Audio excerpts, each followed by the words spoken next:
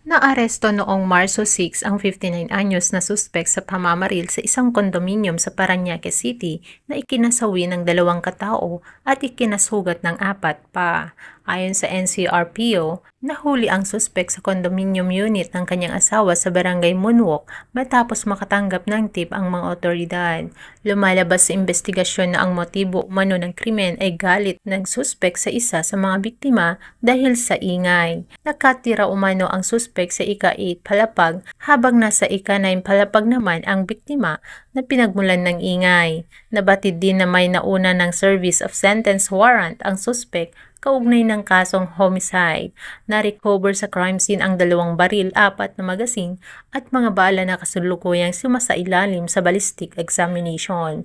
Mahaharap ang suspek sa kasong murder at multiple prostrated murder habang patuloy pang iniimbestigahan ng pulisya kung may pananagutan ang pamunuan ng condominium at kung paano nakalabas ang suspek matapos ang insidente.